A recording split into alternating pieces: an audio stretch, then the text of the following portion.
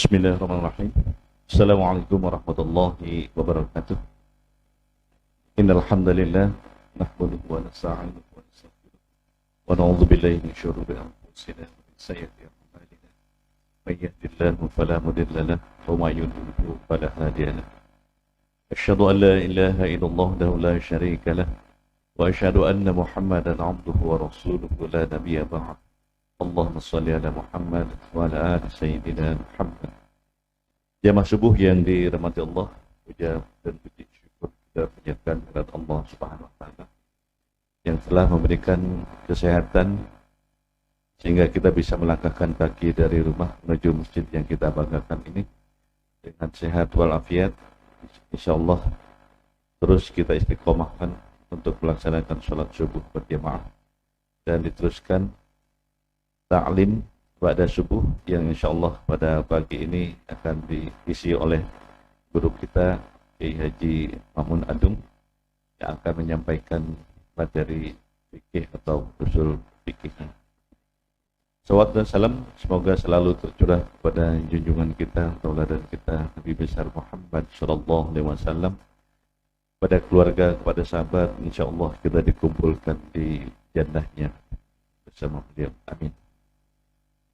Jamaah subuh yang dirahmati Allah, sebelum taklim kita mulai ada beberapa pengumuman dari kami, atau kami hanya menyampaikan perkembangan pembangunan masjid kita yang kita banggakan, bahwa sampai saat ini kita masih melaksanakan finishing di lantai atas. Insya Allah pada pekan ini selesai seharusnya, karena pemasangan lantai granit sudah selesai.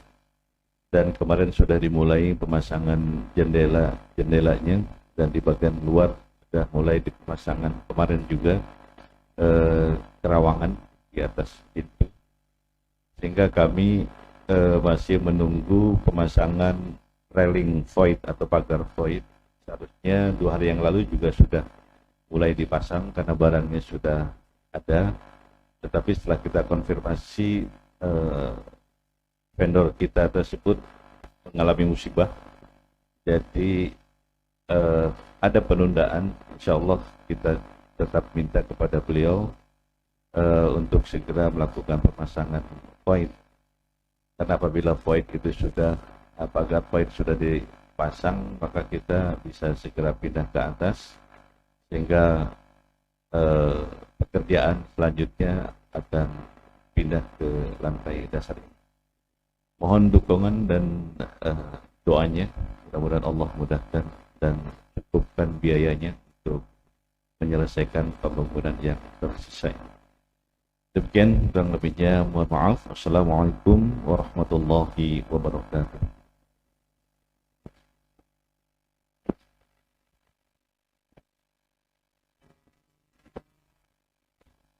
Bismillahirrahmanirrahim. Assalamualaikum warahmatullahi wabarakatuh. Kita awali dengan sama-sama baca suratul Fatihah. Kita mohon kepada Allah Subhanahu wa taala, mudah-mudahan keberadaan kita di tempat yang paling mulia ini, ridho, keberkahan dan limpahan rezeki Allah limpahkan kepada kita. Allah jadikan kita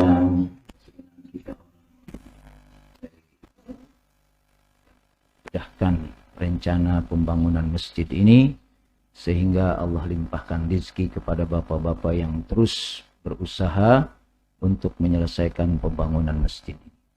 Al-Hadiniyah Al-Fatihah. A'udzu billahi minasyaitonir rajim. Bismillahirrahmanirrahim. Alhamdulillahi rabbil alamin. Arrahmanir rahim. Maliki yaumiddin. Iyyaka na'budu wa iyyaka nasta'in. Ihdinas siratal mustaqim. Siratal ladzina an'amta 'alaihim ghairil maghdubi 'alaihim waladdallin. Alhamdulillah wassalatu wassalamu ala Rasulillah. Asyhadu an la ilaha illallah wahdahu la syarika lah wa asyhadu anna Muhammadan 'abduhu wa rasuluh. Allahumma salli wa sallim wa barik ala Sayyidina Muhammad wa ala alihi wa sahbihi ajma'in, amma ba'du. Jamaah yang dimuliakan Allah Subhanahu wa taala, alhamdulillah kita bersyukur tempat ini kita nikmati karena mensyukuri dan menikmati nikmat yang Allah limpahkan kepada kita. Salawat serta salam kita sampaikan kepada Nabi kita Muhammad sallallahu alaihi wasallam, Nabi yang menjadi uswah kita di dalam menjalani hidup dan kehidupan ini. Jamaah yang dimuliakan Allah Subhanahu wa taala, pada pagi hari ini kita akan sama-sama pelajari tentang usul fikih kaitannya dengan ketentuan-ketentuan dalam penentuan hukum. Bahwa di dalam Islam sumber hukum itu jelas. Karena memang hukum itu ada yang sudah Allah buat sendiri. Kita tinggal melaksanakan. Dan ada hukum yang memang tidak Allah jelaskan. Sehingga kita makhluknya ini pun dipersilahkan untuk membuat hukum, menentukan hukum.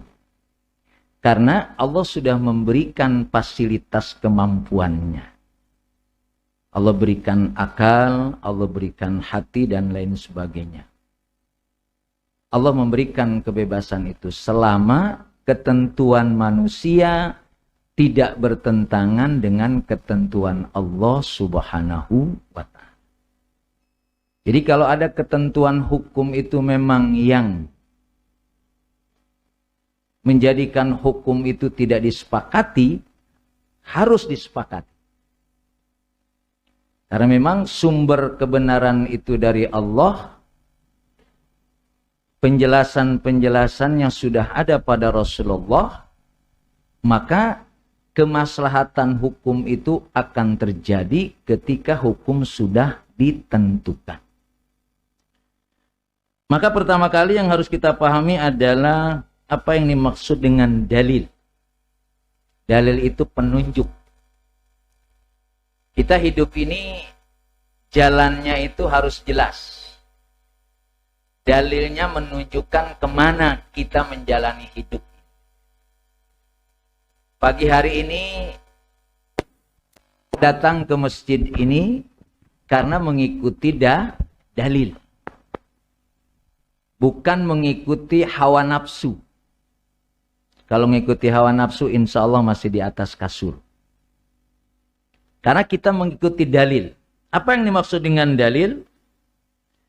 Dalil secara bahasa adalah al-hadi ila syai'in hissiyin au ma'nawiyin.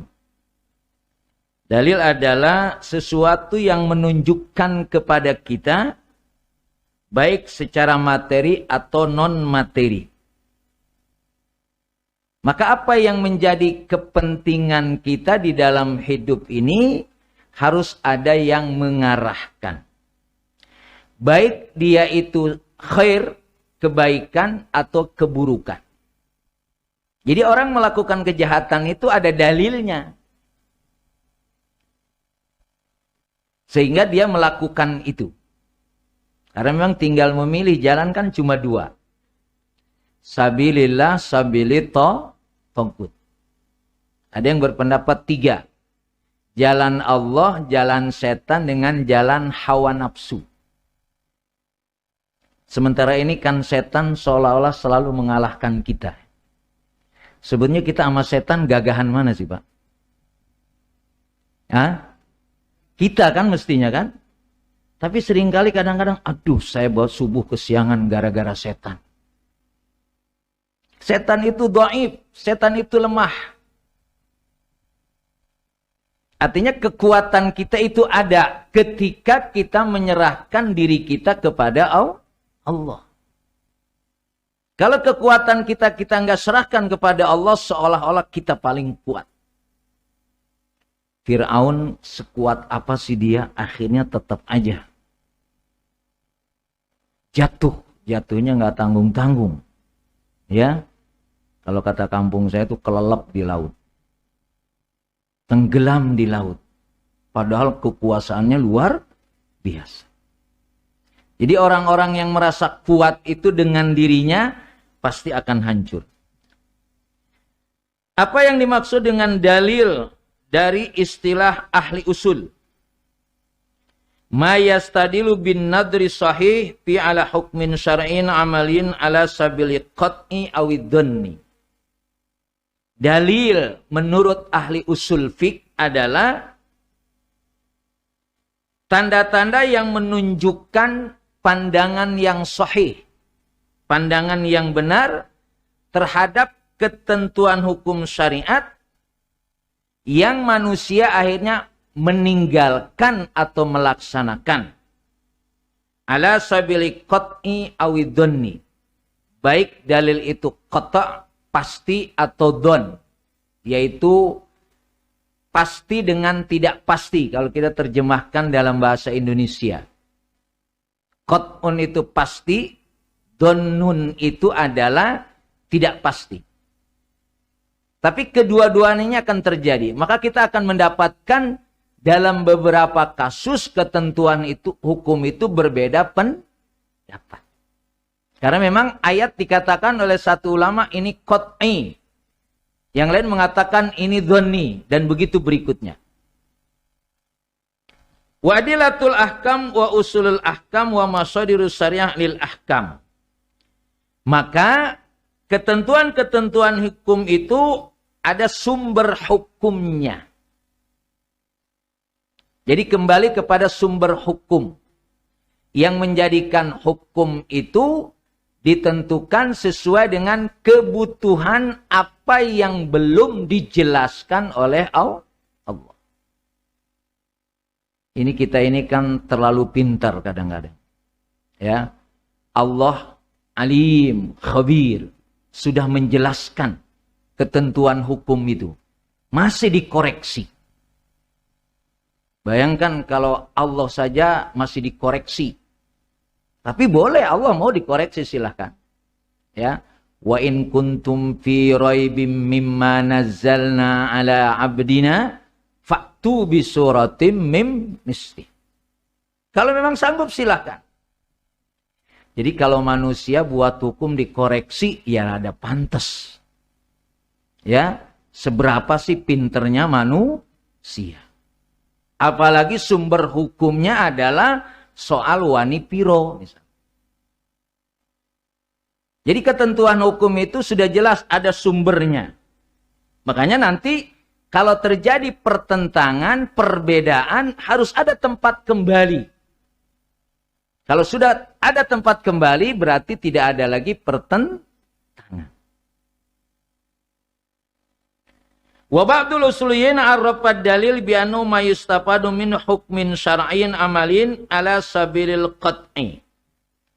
Tapi ada yang berpendapat ahli usul yang lain yang namanya dalil itu kepastiannya harus jelas, qat'i, tidak dhonni. Itu pendapat yang lain tentang definisi kepastian dalil. Jadi nanti di dalam ayat ketika kita baca Quran Bapak hadirin sekalian, ayat itu ada yang qat'iyun, ada yang dhoniyun.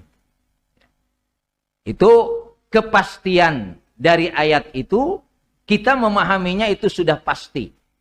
Secara umum yang namanya Al-Quran itu semua pasti. Itu kalamullah.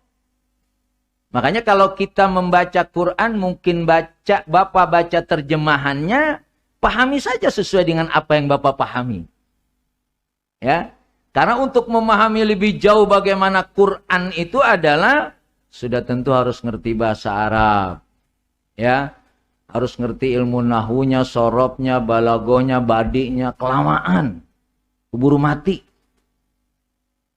Tapi kita berusaha memahami Quran dengan dibaca, lalu dibaca terjemahannya. Apalagi kalau sering, insya Allah Allah akan memahamkan kita. Ini kadang-kadang orang Quran susah dipahaminya. Ya bacanya sebulan sekali. Tapi kalau terus kita baca, kalau terus kita pahami, Allah nanti yang memberikan kemudahan dalam memahaminya. Karena memang bahasa Arab sudah tentu bukan bahasa kita. Tapi jangan salah. Ya, orang-orang Indonesia sudah banyak. Ulama-ulama Indonesia itu Banyak yang justru lebih terkenal daripada ulama yang ada di Arab. Karena memang Quran itu bahasa untuk kemudahan bagi manusia.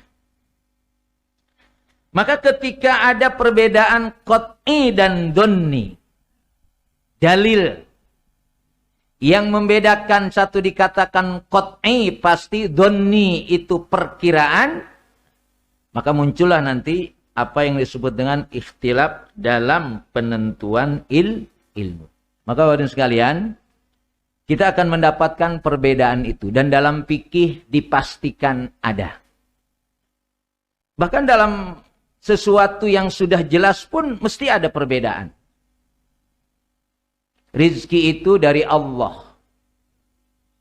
Wa fis samai rizqukum wa ma tu'addun. Imam Syafi'i sama Imam Hanafi berbeda pendapat. Kata Imam Syafi'i, rizki itu harus dicari, harus ikhtiar. Kata Imam Hanafi, enggak, nanti rizki datang sendiri. Akhirnya satu hari Imam Syafi'i, ada orang yang punya kebun anggur. Punya kebun anggur itu panen. Akhirnya Imam Syafi'i ikut membantu panen anggur tadi. Setelah selesai membantu, Imam Syafi'i mendapatkan upah dari anggur tersebut.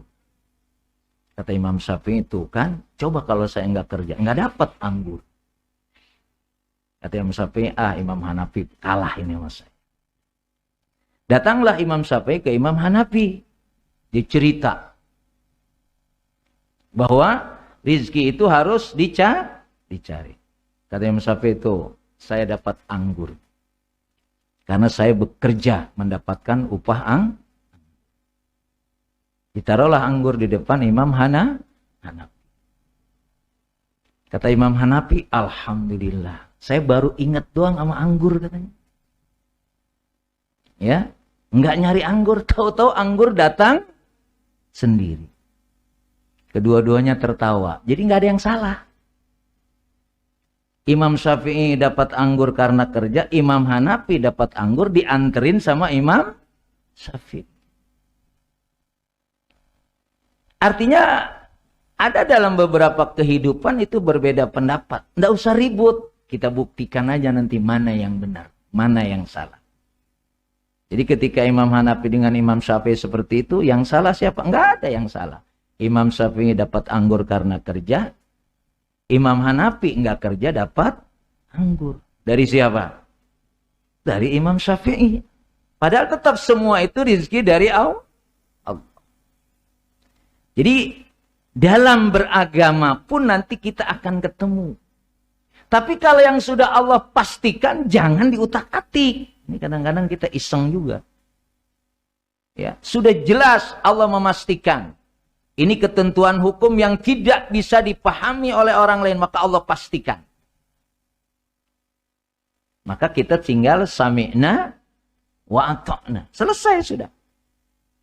Apa yang belum dijelaskan, apalagi perkembangan zaman, ya, apa yang terjadi sekarang tidak terjadi pada zaman Nabi.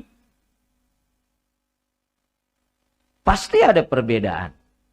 Jangan dipahami yang terjadi sekarang tidak terjadi pada zaman Nabi dibilang bid'ah selalu. Tidak mesti. Ya, makanya sumber hukumnya harus jelas. Maka ada dalil-dalil syariah yang global. Sabatal istiqra' annal adillah syariah allati tustafadu minal ahkam al-amaliyah tarji ila arba'. Ketentuan hukum itu sumbernya kembali kepada 4 sumber. Karena memang nanti kita akan mendapatkan ada hukum yang sudah ditentukan oleh Allah dan sudah ditentukan oleh para ulama-ulama sebelum kita ini.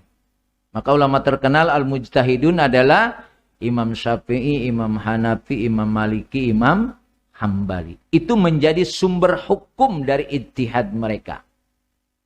Ada 4 yang sudah disepakati oleh para ulama kaitannya dengan sumber hukum. Pertama adalah Al-Quran. Kedua adalah sunnah atau al-ahadis. Ketiga adalah ijma. Keempat adalah qiyas. Ini ketentuannya. Jadi ketika orang mau menentukan hukum, ini menjadi sumbernya. Jangan dari yang lain. Kamu buat hukum begono, berapa biayanya? Itu udah pasti nggak beres. Ya, sumber hukumnya jelas. Kita dari Allah, dari Rasulullah, kemudian ijma dan qiyas. Walaupun nanti tetap dibuktikan. Ya, maka kalau sekarang ini sedang ribut tentang ketentuan hukum ini, memang bisa jadi. Kalau manusia menentukan hukum pasti ada interestnya. Ada kepentingan. Itu bukan rahasia sudah. Tapi seolah-olah merasa paling benar gitu. Ya. Maka nanti kembali kepada para ahlinya. Jadi kalau sekarang ini, keadaan sekarang ini, profesor doktor sebagian ahli hukum mengkritisi apa yang sudah dibuat oleh anggota dewan. Sekarang pertanyaan, Bapak mau ngikut siapa? Kan gampang, sederhana sebetulnya. Sama dengan ketentuan hukum yang dari Allah dan dari profesor. Mana yang mau kita ambil? Selesai kan? Pasti Allah lebih pintar dari profesor walaupun dia profesor. Maka 4 sumber hukum inilah ittafaqa al-jumhurul muslimin alal istidlali biha. Para ulama sudah sepakat ini sumber hukum yang menjadi ketentuan ketika kita akan menentukan hukum. Jadi kalau pembahasan saya pada materi fikih, fikih itu barang yang sudah jadi. Tinggal kita melaksanakan sudah. Jadi sederhana sekarang. Bapak mau tanya hukum ini apa? Ya sudah, tinggal cari di buku fikih. Ama di buku fikihnya atau di buku hadis-hadis yang berbicara tentang hukum. Tapi apa yang saya jelaskan ini lebih kepada seolah-olah kita ini mau buat hukum, seolah-olah begitu maksud saya. Ya, kan karena dalam kehidupan keseharian kita kan kita suka buat hukum. Seolah begitu ya. Terdengar suara adzan. Bapak sholatnya di mana? Di masjid. Nah itu kan hukumnya sholatnya di masjid. Ketika terdengar suara azan, sholatnya entar aja. Itu kan Bapak buat hukum juga namanya. Padahal yang menjadikan apa yang harus kita lakukan itu adalah kaitannya dengan apa yang dijelaskan oleh Quran dan sunnah. Maka 4 ini yang menjadi rujukan kita dalam menentukan aktivitas kehidupan keseharian kita. Lalu Quran, sunnah, ijma, qiyas ini bagaimana memahaminya atau bagaimana memanfaatkan 4 hal ini? Caranya adalah idza uridatil waqi'ah, kalau terjadi sesuatu kasus, apa hukumnya ini? Misalkan, apa hukumnya ngantuk kalau ikut pengajian? Misalkan contoh. Ya. Apa hukumnya ngantuk waktu ikut pengajian? Kita cari di Quran. Ada enggak yang menjelaskan tentang ngantuk tuh di Quran? Enggak ada. Kalau tidak ada, ya, jadi pertama kali yang kita jadikan rujukan ketika ada masalah adalah nadrun awalan fil Quran. Kita lihat di Quran. Makanya untuk memudahkan penentuan hukum kaitannya dengan Quran, kudu hafal Quran. Kalau ngebet nyari nggak ketemu-temu. Makanya para mujtahidun itu mesti mereka hafal Quran, hafal hadis, paham usul fiqh dan begitu berikutnya. Makanya kalau model kita udah ngikut aja dah. Jangan mengkritisi.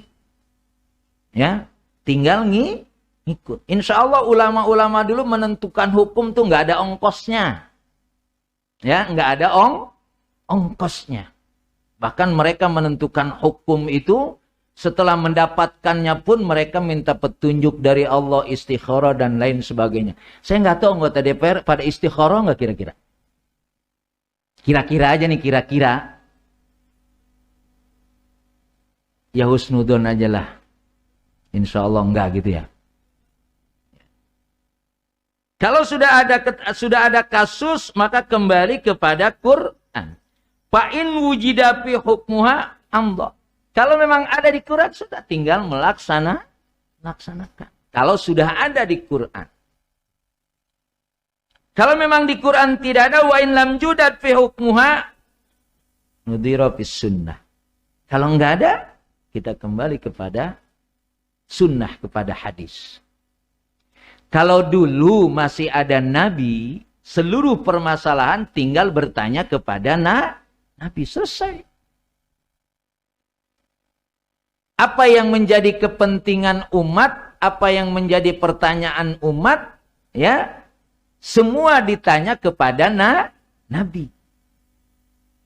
Selesai sudah, dijawab oleh nabi. Ketika nabi pun tidak bisa menjawab, akhirnya nanti jawaban akan datang, akan turun dari malaikat Jibril. Wa ma yantiqu anil hawa in huwa illa wahyu yuha. Apa yang diucapkan oleh nabi itu adalah semua dari wahyu. Makanya kalau sudah nabi berbicara kaitannya dengan ada pada hadis, itu sudah selesai sudah. Walaupun nanti memang kita akan mendapatkan hadis itu ada yang ahad, ya, ada yang mutawatir. Nanti ada hadis yang sahih, yang hasan, yang dhaif. Itu nanti pembahasannya. Tapi maksud saya adalah bahwa ketentuan hukum di dalam Islam itu metodenya jelas. Karena memang hukum itu untuk kebaikan. Untuk kebaikan siapa? Untuk kebaikan secara umum. Bukan kebaikan kepada golongan. Kalau ada di sunnah, kita dapatkan hukum itu jelas ada, tinggal melakukan. Fa'in lam yujad fiha hukmuha nudirahal ajmal muttahiduna fi asli min uzuri ala kulli hukmin fiha. Ternyata di hadis juga nggak ada ini. Ya, dicari lagi. Kemana mencarinya? Kepada apa yang disebut dengan ijma. Para ulama berkumpul terhadap satu masalah yang dia sudah menentukan. Jadi makanya apa ketentuan-ketentuan hukum yang ada sekarang ini, saya yakin, ya, secara umum kejadian-kejadian kehidupan dengan adanya hukum ini jauh dari zaman dulu sudah terjadi. Cuma beda teknisnya saja. Dari dulu ada maling nggak dari dulu? Ada. Sekarang lebih banyak. Kenapa lebih banyak? Karena orangnya lebih banyak. Artinya ketentuan hukum sudah ada. Tinggal memang nanti kalau ketentuan hukumnya tidak sesuai dengan apa yang menjadi kepastian di dalam nas tadi, itu nanti muncul namanya ijtihad.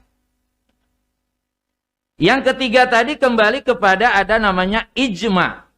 Apa yang menjadi kesepakatan para ulama. Ijma itu adalah berkumpulnya para ulama, ya, dari satu zaman, dari satu keadaan. Apa yang terjadi dulu? Makanya apa yang terjadi sekarang ini bisa jadi sama. Wa in lam yujad ittihada fil wusul ila hukmiha bi qiyasya ala ma waradan nas bi hukmihi.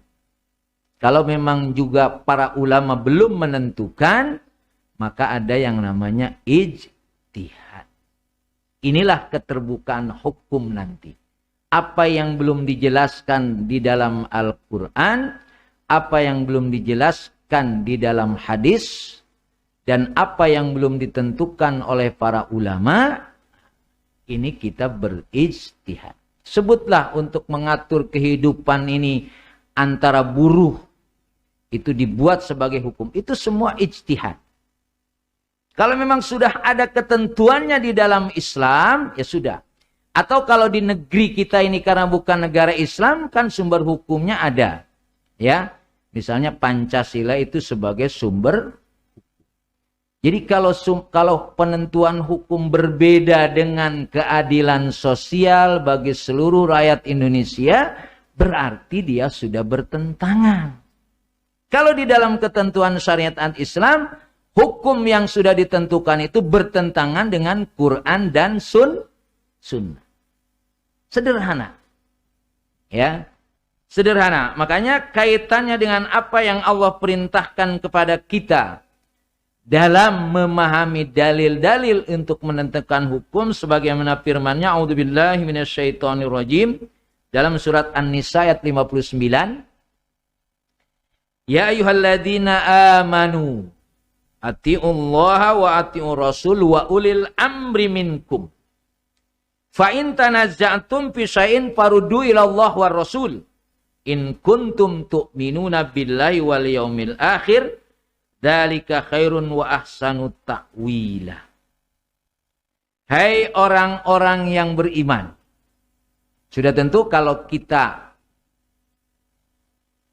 yang menentukan hukum di dalam syariat Islam itu orang-orang yang beriman. Tidak mungkin orang munafik. Tidak mungkin orang fasik. Tidak mungkin orang dolim. Apalagi tidak mungkin orang kafir. Yang diperintahkan adalah orang-orang yang beriman. Kita akan mendapatkan, saya yakin yang membuat hukum itu orang-orang pinter itu. Ya, pinter. Cuma tidak ada artinya pinter itu kalau tidak takut kepada Allah. Ya, pada pinter nggak mungkin. Kalau dia tidak takut kepada Allah, artinya pinter-pinteran. Maka ilmu yang Allah berikan kepada kita, kita kan secara ilmu nih beda kan kemampuan ilmunya. Ya, yang satu baca Qur'annya rajin, yang satu setengah rajin, yang satu seperempat rajin, ya, yang satu sewayah-wayahnya. Maka ilmunya akan berbeda. Tapi yang menjadi kunci adalah apa yang kita dapati dari ilmu itu ada rasa takut kepada Allah. Itu lebih penting. Orang sudah pintar dengan berbagai teorinya, dengan berbagai penjelasannya, tapi dia tidak takut kepada Allah. Pasti dia akan menentukan ketentuannya sesuai dengan kemauan. Jadi kalau sekarang ini dalam kaitannya hukum ini yang hoak siapa? Itu kan kira-kira. Ya. Nah, maka orang-orang yang berimanlah dijadikan sebagai satu standar untuk memahami apa yang menjadi ketentuan Allah. Apa kata Allah? Atiullah. Atiullah itu artinya taati apa yang ada di dalam Quran. Wa atiur rasul. Dan taati apa yang ada di dalam sunnah hadis. Karena kita sudah tidak ketemu lagi dengan Nabi. Maka di dalam ayat ini kalimatnya atiullaha wa atiur rasul. Tapi begitu ulil amri minkum tidak ada kata-kata atiu. Taat kepada Allah dan taat kepada Rasul pasti, harus. Kalau ulil amri minkum, ulil amr tidak harus. Kenapa tidak harus? Ada kemungkinan ulil amri menentukan hukumnya bertentangan dengan Quran dan Sunnah. Tapi kalau benar, tetap kita harus mentaatinya. Itu bedanya di situ. Kalau taat kepada Allah, tidak ada alasan untuk tidak taat. Harus taat, wajib taat. Apa yang Allah firmankan di dalam Al-Quran, sami'na wa ata'na. Apa yang Rasulullah jelaskan di dalam hadis, sami'na wa ata'na. Tapi apa yang dijelaskan oleh ulil amri, oleh pemerintah, bisa sami'na dan bisa juga tidak. Karena ada kemungkinan. Ada kemungkinan. Jadi kalau sekarang ini ada yang demo tentang hukum Omnibus Law ini, bukan tidak taat, bukan. Ada sesuatu yang perlu diluruskan, kira-kira begitu.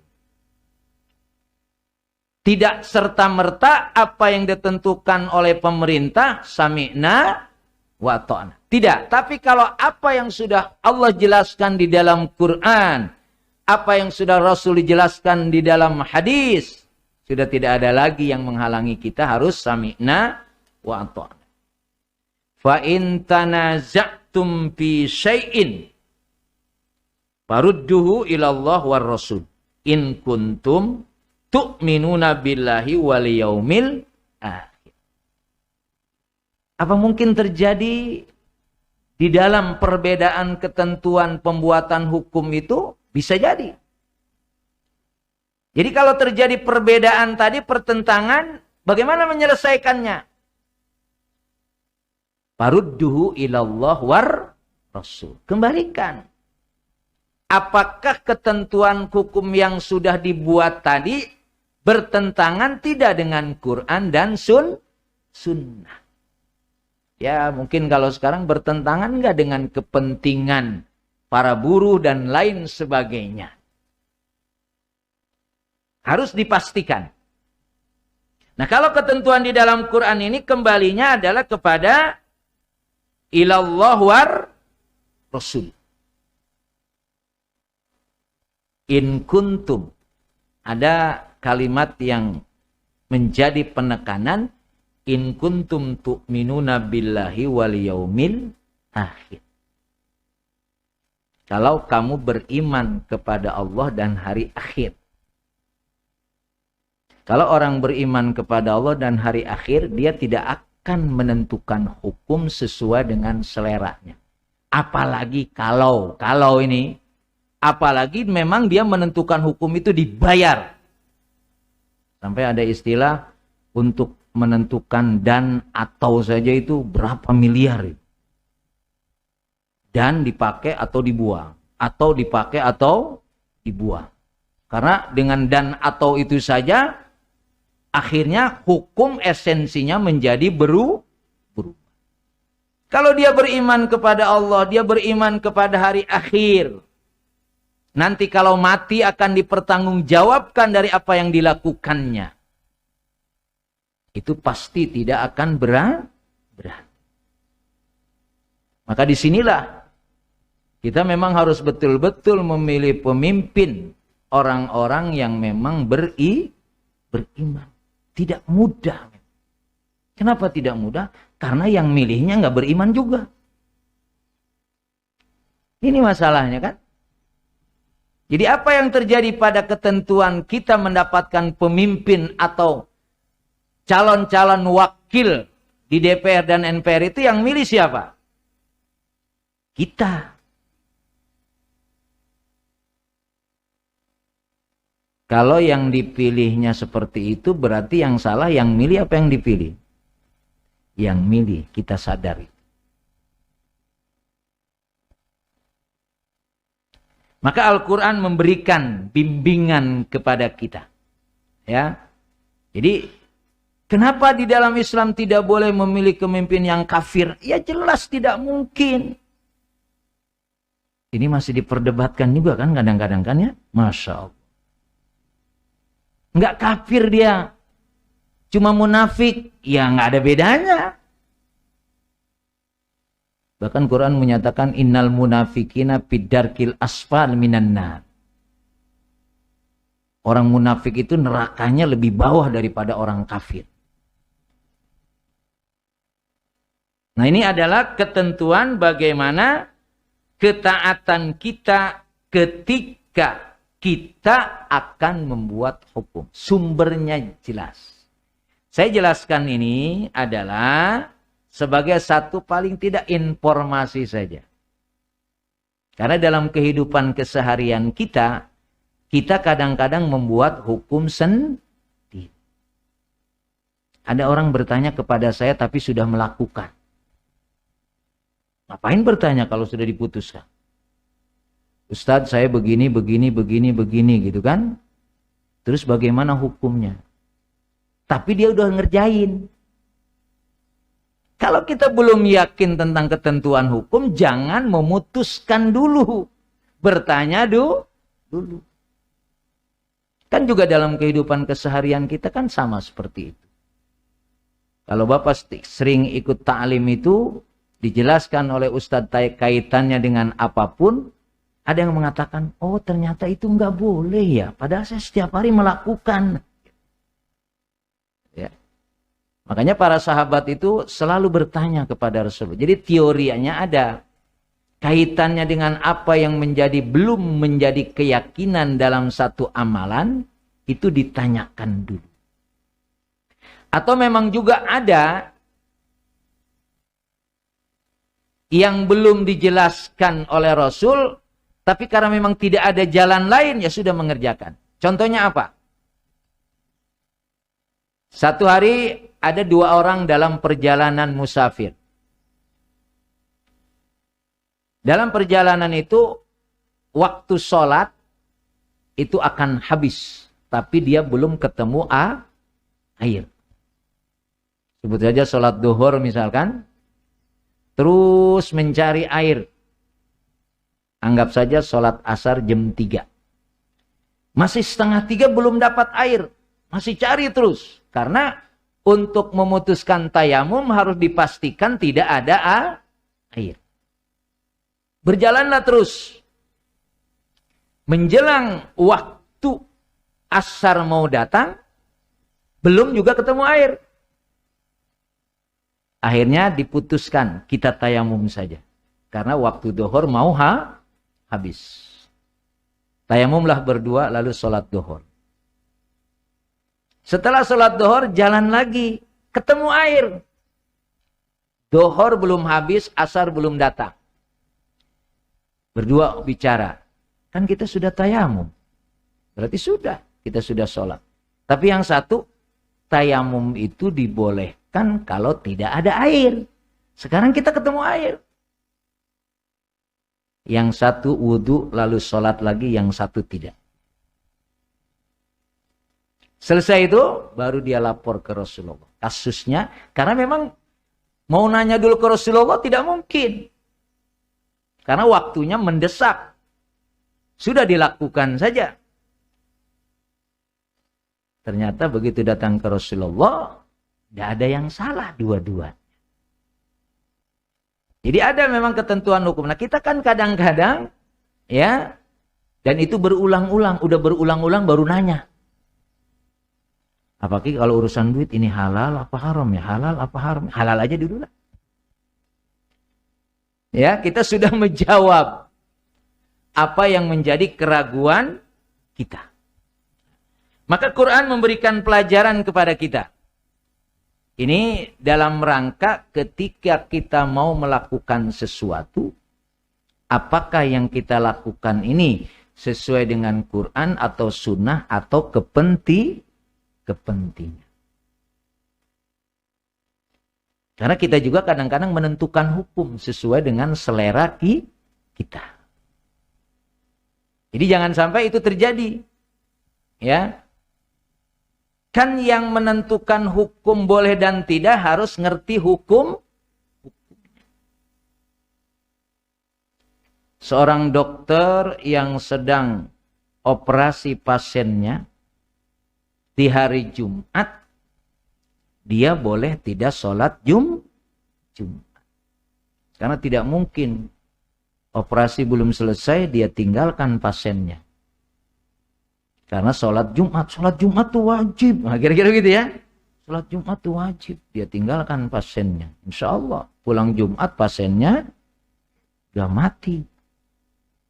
Itu contohnya. Maka bapak-bapak yang sering travel atau yang sering keluar kota, itu harus paham betul yang namanya sholat jamak qashar. Ya, biar enak perjalanannya. Ya, kan karena ada orang belajar sholat jamak qashar itu mau pergi haji doang. Dia nggak pernah safar kan? Nggak pernah keluar dari rumahnya. Nggak pernah mengadakan perjalanan jauh. Baru dia belajar jamak qasar itu kalau pergi haji. Jadi harus dipastikan apa yang menjadi amaliyah kita itu memang sesuai dengan ketentuan Maka fal amru bi itaatillah wa itaati rasul amrun bitiba'il Quran was sunnah. Jadi taat kepada Allah dan Rasul itu kaitannya berarti mengikuti apa yang dijelaskan oleh Quran dan apa yang dijelaskan oleh sunnah atau hadis. Maka ibadah ini adalah kaitannya dengan ketentuan-ketentuan hukum yang ditentukan oleh Quran dan sunnah. Apalagi yang namanya ibadah.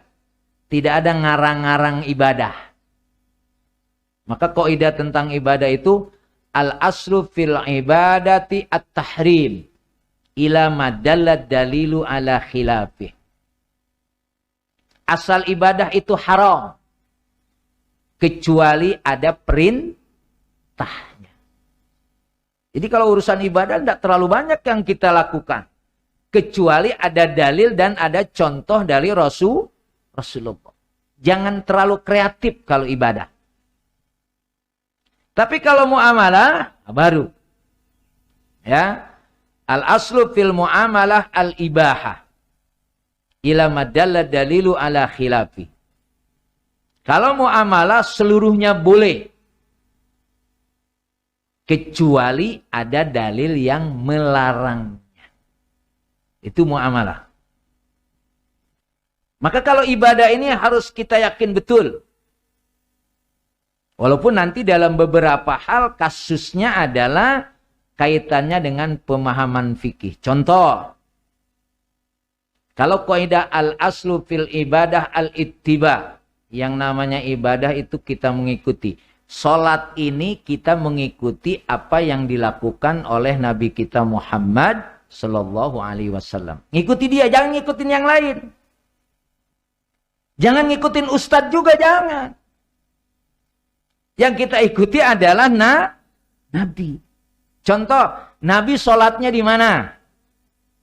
Di masjid. Titik sudah. Ya ikuti sudah. Loh, kalau gitu kita tidak boleh sholat di rumah. Boleh. Harus jelas kepastiannya. Kenapa tidak ke masjid? Ya, namanya ada illat. Ada alasan yang memang tidak mungkin dilakukan. Kita kan kadang-kadang nyari ilat sendiri gitu ya. Nyari alasan sendiri. Ini kaitannya dengan ibadah. Kalau muamalah silahkan. Apa yang tidak dilakukan oleh Rasul boleh selama tidak ada larangan. Tapi kalau dalam ibadah mengikuti apa yang dicontohkan oleh Rasul. Bila kita tidak mengikutinya berarti ada illat, ada alasan. Ada yang kita tidak mungkin melakukannya. Tapi kita kadang-kadang mengikuti apa kemauan kita sendiri. Nah, ketentuan hukum yang saya jelaskan pada pagi hari ini lebih kita juga dalam keputusan keseharian kita. Karena kita kadang-kadang juga memutuskan sesuatu yang sebetulnya itu tidak tepat kita putuskan. Karena tadi sebetulnya ketentuannya adalah Al-Quran, Sunnah, Ijma' dan Qiyas. Saya kira ini apa yang saya jelaskan pada pagi hari ini. Nanti kita lebih jauh memahami kenapa Quran yang menjadi sumber pertama. Tidak boleh ke Sunnah dulu baru ke Quran, tidak. Quran dulu. Ya. Nanti kita lihat apa yang menjadi kelebihan. Kenapa harus Quran dulu baru Sunnah? Padahal sunnah itu juga sumbernya dari Allah. Kita lihat nanti kelebihan apa yang menjadi keutamaan ketika kita akan menentukan hukum itu sumbernya Quran dulu. Nah sekarang yang terjadi apa? Ya, orang tidak paham Quran, tidak paham sunnah, bicara agama, Masya Allah. Ya, nggak ngerti dia Quran, nggak ngerti dia hadis, tapi berani menentukan hukum. Ini menjadi sesat semuanya. Gitu ya. Nah sekarang kita tidak usah bicara semuanya, kembali kepada kita saja dalam keseharian kita kan. Jangan sampai juga kita menentukan hukum yang sesuai dengan selera kita. Makanya ketika Rasulullah khutbah, ada orang datang masuk ke masjid langsung duduk. Lalu Rasul bilang, berdiri kamu sholat dulu, jangan langsung duduk. Memang ada dua. Dia melakukan itu karena memang nggak ngerti, ya. Oh, nggak tahu saya. Itu masih rada enakan dikit. Makanya Bapak jangan rajin ngaji, Pak. Kalau banyak rajin ngaji, banyak tahu, tapi banyak yang ditinggalin. Ya, ini masalahnya gitu. Tapi justru enaknya kita punya ilmu itu adalah bisa menyelesaikan apa yang sedang kita hadapi. Jadi tidak terbebani. Ada kalau di kampung saya orang rajin selamatan, paham selamatan ya? Ya, selamatan, ada doain itu, tapi sholat aja enggak. Ada model begitu. Mau puasa selamatan, mau pesta walimatul arus selamatan, sholat aja enggak. Tekor apa enggak tuh? Tekor, selamatan kan punya mengeluarkan biaya, contohnya begitu. Ya, kalau punya ilmu, Masya Allah, nikmat betul kita. Ya, tapi kalau memang enggak tahu, sekarang tinggal nanya. Ya, tinggal tanya sekarang. Jadi hidup ini kalau dengan tanpa ilmu tadi, kita seperti binatang atau kita seperti orang yang dalam berjalan pada kegelapan. Maka apa yang saya jelaskan pada pagi hari ini lebih kepada memberikan satu pola hidup.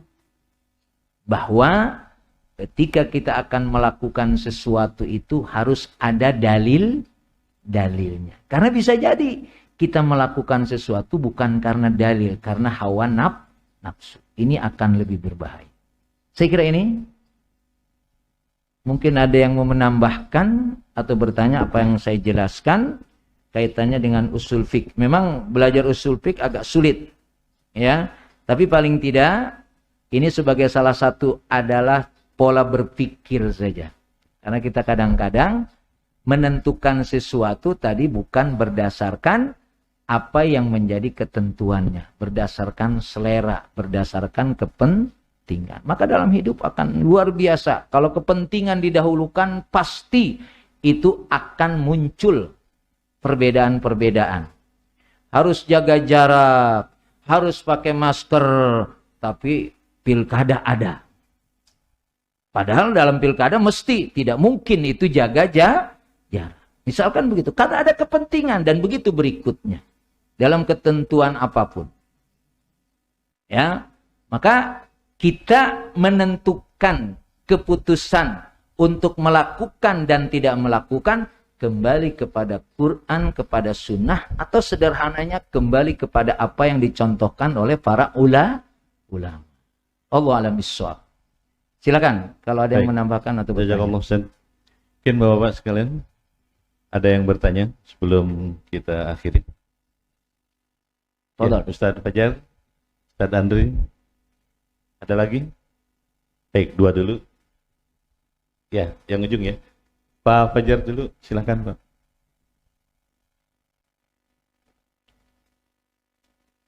Waalaikumsalam warahmatullahi wabarakatuh.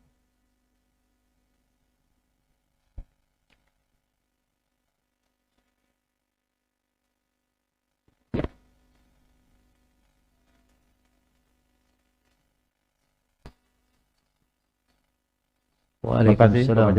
Langsung atau ditampung? Langsung dulu, takut baik. lupa saya. Ya. Kalau kaitannya dengan ijma itu tergantung materinya sekarang. Karena ketentuan antara satu negara dengan negara yang lain bisa berbeda dari sisi fikih ya. Bisa berbeda.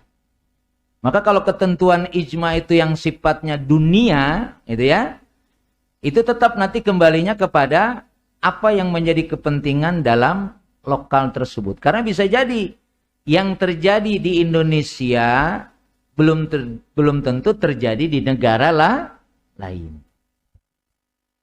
Tinggal materinya dulu, ya. Tinggal materi yang menjadi ketentuan ijma tadi. Karena bisa jadi berbeda ketentuannya. Saya kasih contoh dah. Ya. Kalau negeri ini tidak semua umatnya mengikuti hukum Islam karena bukan negara Muslim misalnya. Katanya orang-orang yang turun dari pesawat di Iran itu semua perempuan harus pakai jilbab. Gitu kan ya? Itu kan ketentuan negara. Kaitannya dengan apa yang menjadi ketentuan negara. Itu saja yang sudah dipastikan. Hukum jilbab itu kebanyakan ulama mengatakan itu wajib gitu ya. Tapi karena contohnya tidak mewajibkan ya, kayak si Najwa itu nggak pakai jilbab gitu ya, itu menjadi ketentuan hukum sendiri. Karena bapaknya adalah ahli. Buat orang-orang tertentu kadang-kadang itu jadiin dalil itu. Ya, jadi begitu. Kembali kepada pokok materi yang ditentukan oleh ijma tadi. Makanya nanti kita ada fikih Indonesia bisa jadi. Karena fikih itu kaitannya dengan ketentuan-ketentuan yang terjadi pada wilayah tersebut. Maka kita akan mendapatkan salah satu pendapatnya Imam Syafi'i ada qaul qadim, qaul jadid. Berubah apa yang menjadi pendapatnya dulu di Irak ketika pindah ke Mesir dan begitu berikutnya. Kemudian kaitannya untuk menentukan hukum, apakah kita bisa ngambil langsung dari Quran dan Sunnah? Ya, langsung. Cuma masalahnya seberapa pemahaman kita tentang Quran.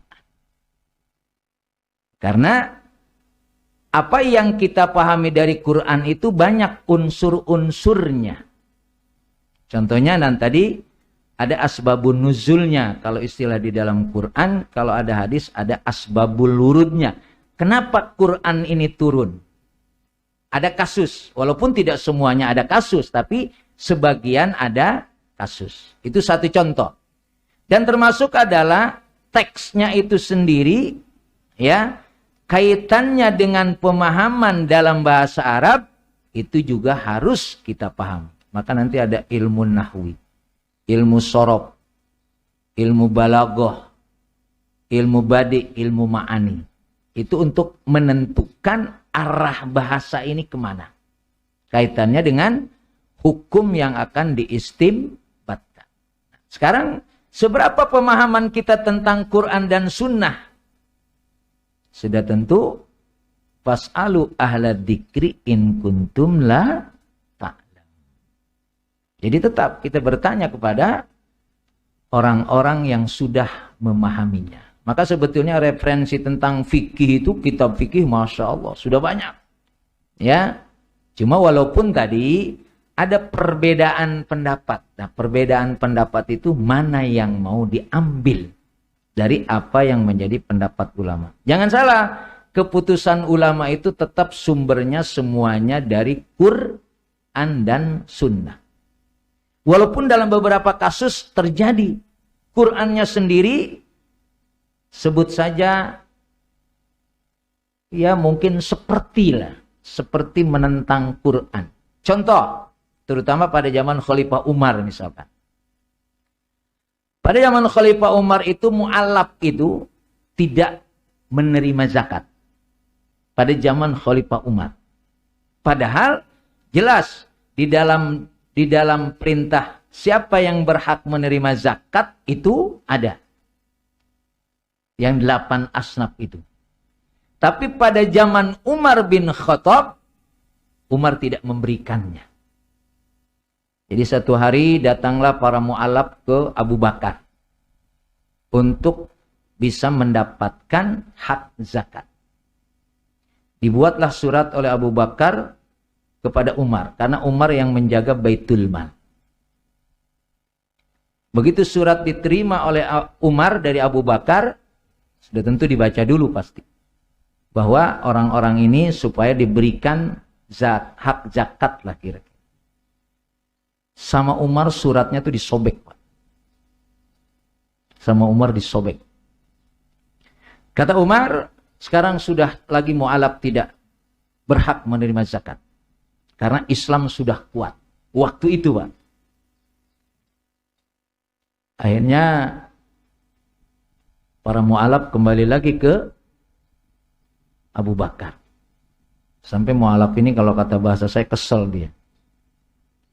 Sampai bicara kepada Abu Bakar. Abu Bakar sebenarnya yang jadi khalifah ente atau Umar sih? Karena kok Umar berani nyobekin surat. Kata Abu Bakar, dia sih sebetulnya kalau dia mau. Karena dalam kasus itu kan ya, ketika Rasulullah meninggal, kan terjadi saling menyerahkan. Kata Abu Bakar, Umar ente lebih pantas menggantikan Rasul. Karena ente begini, kebaikannya disebutkan oleh Abu Bakar. Supaya Umar mau menggantikan Rasulullah. Umar juga begitu menjelaskan kebaikan-kebaikan Abu Bakar. Supaya Abu Bakar mau menggantikan Rasul. Kalau sekarang beda. Yang paling pintar saya. Ente nggak pantas. Apalagi ente nggak punya duit. Itu kasus ya. Padahal jelas. Tapi itu juga kembali kepada apa yang menjadi ketentuan ijtihad. Jadi kembali, kalau sudah bicara Umar, pasti Umar dia paham Quran dan lain sebagainya. Itu contoh saja. Itu kasus ya. Jadi kita sekarang kapasitasnya mungkin enggak? Gitu. Tanyaan begitu ya. Mungkin enggak kita sekarang menentukan hukum kalau ada kasus lalu kita kembali Quran, kita baca Quran? Kecil kemungkinan. Karena kalau kita belum memahami perangkat-perangkat kaitannya dengan bahasa Arab apalagi Quran, bisa jadi kemungkinannya bias. Maka tetap fas'alu ahla dzikri in kuntum la ta'lamun. Saya kira begitu Pak Fajar. Baik. Waalaikumsalam.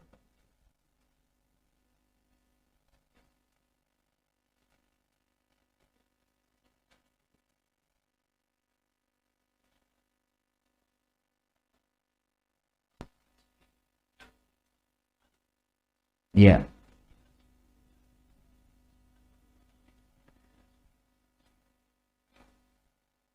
Ya, bisa saja mungkin dalam apa penulisannya mungkin keliru sehingga saya bacanya juga keliru. Tapi yang jelas paling tidak bukan itunya yang menjadi penting, lebih kepada penentuan sikapnya tadi. Antara rezeki itu harus dicari, ya, rajin nyarinya. Yang lebih parah kan begini Pak, rajin nyarinya sampai sholat ditinggalin, kira-kira gitu kan. Tetap ikhtiar rezeki harus kita cari, tapi jangan sampai kita meninggalkan apa yang Allah dan Rasul perintahkan. Syukran. Baik. Ya. Waalaikumsalam warahmatullahi wabarakatuh.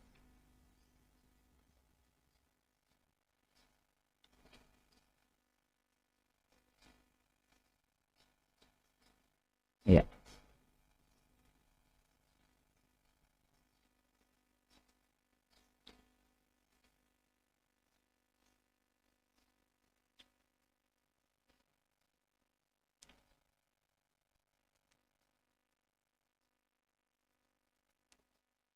Baik, sumber hukum yang 4 itu disepakati. Quran, sunnah, ijma, dan qiyas. Ada 6 sumber hukum yang berbeda pendapat. Termasuk tadi kebiasaan namanya uruf. Nanti kita akan bahas lebih detail. Jadi memang ada beberapa sumber hukum yang diikhtilafkan. Al-ihtisan, maslahah mursalah, uruf, ya, dan begitu berikutnya ada 6. Nanti akan kita dapatkan itu. Maka ada istilah athar, hadis, dan sunnah. Itu memang menjadi nanti apa? Menjadi perbedaan pendapat. Yang sepakat cuma 4 para ulama. Kalau Quran, sunnah, ijma, qiyas itu tidak berbeda pendapat. Tapi nanti ada ketentuan-ketentuan hukum seperti maslal, istisan, marsalah, mursalah, dan lain sebagainya. Itu berbeda pendapat. Jadi gitu ya. Makanya tadi kalau bicara fikih, kebiasaan orang Arab dengan kebiasaan orang Indonesia berbeda. Maka nanti mana dalil yang mau dijadikan sebagai landasan untuk menentukan hukum tersebut. Yang 4 itu yang saya jelaskan, Quran, sunnah, ijma, qiyas, itu sepakat. Ittafaqal jumhur ulama. Tapi yang 6, ya, itu tidak disepakati. Begitu? Ada lagi? Oh, Pak Haji Iya. Nasir. Silakan. Silakan, Pak.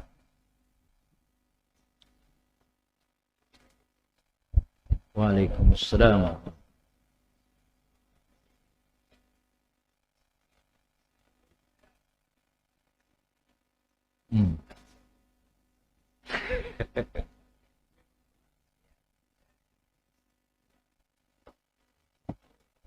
Assalamualaikum. Dia nggak usah Pak Dedi lah, contohnya dia aja sendiri bisa. Baik, ya kalau memang pengertiannya air itu tidak mungkin digunakan untuk wudhu, ya sudah tentu dengan tayamum. Kalau memang air itu tidak mungkin cukup untuk wudhu. Makanya kalau airnya sedikit, wudhunya yang rukun saja. Nggak usah pakai kumur-kumur, airnya sedikit kumur-kumur, pas kumur-kumur 3 kali habis sudah. Ya, jadi lihat kondisi airnya, kira-kira untuk berwudu ini cukup enggak, tapi yang diambil cuma rukunnya saja. Ya. Kalau memang dipastikan enggak cukup juga, berarti tidak mungkin wudu cuma separuh. Ya Allah, karena airnya habis, udahlah muka aja sama tangan. Gitu. Ya tetap berarti rukun wudunya belum selesai. Berarti wudunya tidak sah. Ini pertanyaannya sebetulnya lebih berat lagi ini. Saya kira begitu ya. Jadi kembali kepada kondisi airnya itu sendiri. Kalau memang mencukupi. Makanya kalau bicara airnya sedikit berarti kita jangan mengikuti sunnah. Artinya wudunya yang rukun-rukun saja. Saya kira cukup. Ya. Baik, Ustaz. Jazakallah. Bapak sekalian, kita cukupkan untuk pagi hari ini taklim yang disampaikan oleh Kiai Haji Ma'mun Adung. Insya Allah banyak manfaatnya karena terkait dengan hukum, karena ini dasar dari baik praktek kehidupan kita sehari-hari, baik dalam ibadah maupun bernegara. Tadi Ustadz menjelaskan bahwa ada 4 hukum yang umum kita kenal, yaitu berhukum kepada Al-Quran, hadis, ijma, dan qiyas. Nah, beberapa hukum yang diambil dalam kehidupan bernegara ini tadi dijelaskan ijtihad tentunya. Dan saya pernah mengomentari salah satu posting dari jamaah bahwa pembuat undang-undang di negara kita ini, saya lebih cenderung percaya dan yakin kepada produk-produk hukum yang dilahirkan oleh tokoh-tokoh pergerakan nasional. Ya, daripada oleh tokoh-tokoh politik zaman saat ini. Karena pengaruhnya luar biasa kalau pembuat-pembuat hukum itu sudah dipengaruhi oleh dunia, oleh materi. Seperti lahirnya Pancasila, Undang-Undang Dasar 45 atau Piagam Jakarta. Saya yakin itu sudah dipikirkan dengan sangat matang, ya, dengan mungkin bukan hanya istikharah, dia sholat malam juga gitu untuk memperoleh petunjuk dari Allah Subhanahu Wa Taala supaya hukum yang diterapkan di Indonesia ini tidak lepas dari hukum-hukum Allah. Dan kita kenal bahwa Pancasila yang kita kenal sekarang itu juga tidak jauh, ruhnya adalah Al-Quran. Nah, baik Bapak sekalian, untuk mengakhiri pertemuan kita, saya mohon Ustadz doa untuk kita semua. Terima kasih. أستغفر الله العظيم اللهم صل على سيدنا محمد وعلى آل سيدنا محمد وسلم ورضي الله تعالى عن كل صحابة رسول الله أجمعين والحمد لله رب العالمين اللهم أعنا على ذكرك وشكرك وحسن عبادتك اللهم إنا نسألك الهدى والتقى والعفاف والغنى ربنا زدنا علوما نافعا وارزقنا فهما واسعا وعملا متقبلا اللهم انفعنا بما علمتنا وعلمنا ما ينفعنا وارزقنا علوما تنفعنا اللهم أرنا الحق حقا وارزقنا اتباعه وأرنا الباطل باطلا وارزقنا اجتنابه ربنا لا تزغ قلوبنا بعد إذ هديتنا وهب لنا من لدنك رحمة إنك أنت الوهاب ربنا آتنا من لدنك رحمة وهيئ لنا من أمرنا رشدا ربنا آتنا في الدنيا حسنة وفي الآخرة حسنة وقنا عذاب النار سبحان ربك رب العزة عما يصفون وسلام على المرسلين والحمد لله رب العالمين السلام عليكم ورحمة الله وبركاته. Waalaikumsalam warahmatullahi wabarakatuh. Tafadhol Ustaz, kita akhiri Bapak sekalian dengan doa kepada majelis. Subhanakallahumma wa bihamdika asyhadu an la ilaha illa anta astaghfiruka wa atubu ilaik. Wassalamualaikum warahmatullahi wabarakatuh. Waalaikumsalam.